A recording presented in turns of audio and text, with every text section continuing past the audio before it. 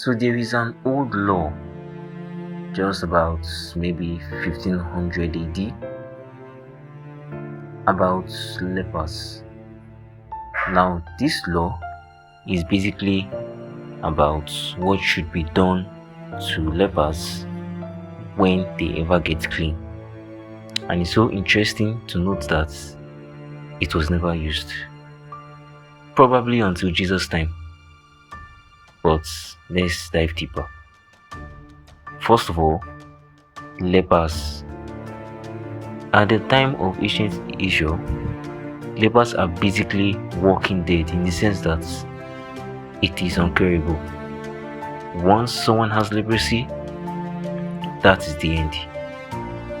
No way of survival, no way of interaction. That is just it.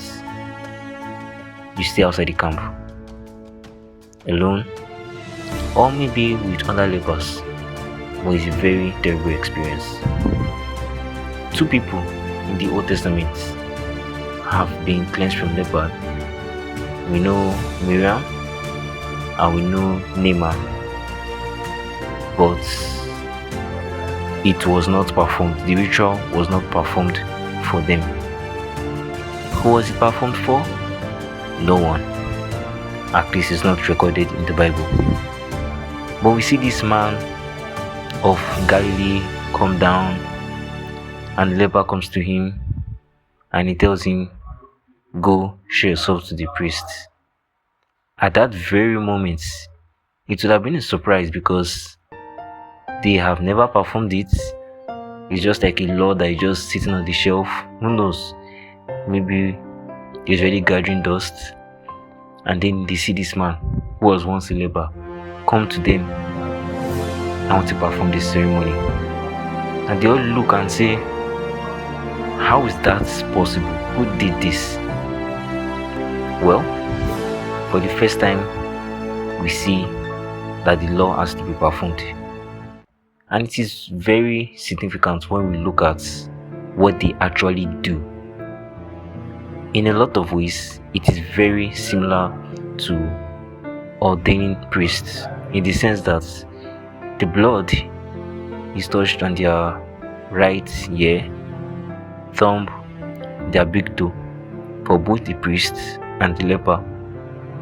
That kind of similarity, in a way, shows that the social status of the leper has been restored. He has been brought back to the camp. He can now live among people. He does not have to shout, "Unclean, unclean," each time he's on the camp again, because now he is clean. Now he has liberty. Now he has freedom. And the same thing is done to priests when they are to be ordained to do their priestly activities. I don't know about you, but I can't get rid of that similarity. And yes, you might have observed that I created a video on this a couple of weeks back, but I think it's better to do a proper video than just a short about it, to talk about the significance of the lepers and yes, how it relates to us. Because you might be wondering, I'm not an Israelite, neither am I in that time, so how does that relate to me? Well, it does in a lot of ways. Lepers are separated from the people, the same way sinners are separated from God. They were never received. Technically, they were never cleansed, so they were never received. But when Christ came, he cleansed the leper, and for the first time, the priest had to perform the ceremony, the rituals to bring them back in, to ordain them back in. The same way Christ has come to bring us back to God. So it's actually interesting to note that Jesus here fulfilled the prophecy and has brought us relationship with God the Father. So if you are listening to this right now, praise the Lord. Welcome, brother. Welcome, sister.